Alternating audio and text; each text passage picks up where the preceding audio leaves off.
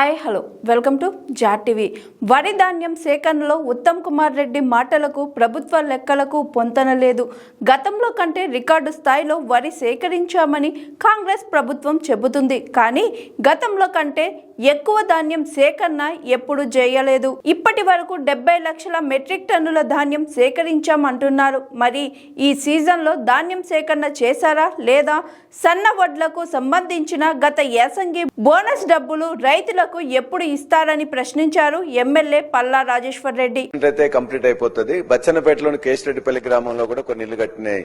మంత్రి గారికి వరంగల్ రివ్యూలో నేను రిక్వెస్ట్ చేసిన వారు కూడా ఆనాడు కలెక్టర్ కి చెప్పిండ్రు.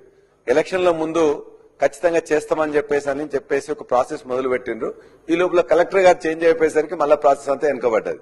కాబట్టి మంత్రి గారికి నేను దయతో విజ్ఞప్తి, ఖచ్చితంగా ఎవరైతే మీరు ఆల్రెడీ అప్లై చేసుకున్నారో కొంతమంది పోయి ఉంటున్నారు కూడా వితౌట్ పర్మిషన్, వితౌట్ అలాట్మెంట్. కొన్ని ఏమో పైన స్లాబ్స్ పడి కొద్దిగంతా కంప్లీట్ కావాల్సిన దశలో ఉన్నాయి. ఇప్పుడు జనగామ లాంటి ముఖ్య పట్టణంలో కట్టిన వాటిని మనం వేస్ట్ చేయడం అనేది కరెక్ట్ కాదనే ఉద్దేశంతోనే మంత్రి గారు ఒప్పుకున్నారు. దాన్ని మరొకసారి మీరు పరిశీలి చేసి ఇప్పించవలసిందిగా నేను కోరుతున్నా.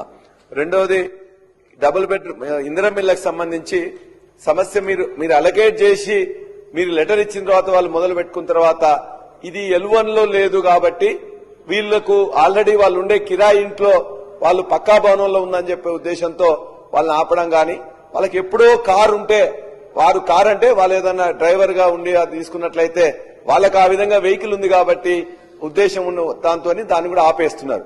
L3 లో ఉన్నది L1 లో లేదు అని చెప్పేసి. కాబట్టి ఒకసారి మీరు ఆర్డర్ ఇస్తే, ప్రభుత్వం ఆర్డర్ ఇచ్చిన తర్వాత వాళ్ళు కట్టుకోవడం మొదలు పెట్టిన తర్వాత మధ్యలో ఆపడం అనేది కరెక్ట్ కాదు. వాళ్ళ బిల్స్ ను వెంటనే వేయించాల్సిందిగా కోరుతున్నారు.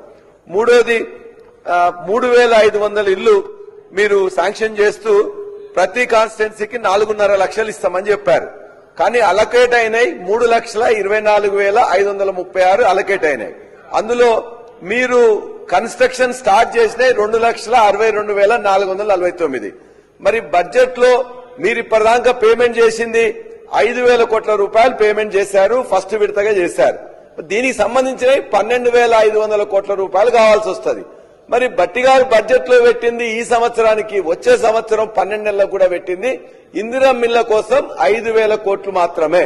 అంటే ఇప్పుడు మీరు శాంక్షన్ చేసి నిర్మాణంలో ఉండే 2,62,449 సంబంధించిన డబ్బులు కూడా వచ్చే బడ్జెట్ లో కూడా పెట్టలే.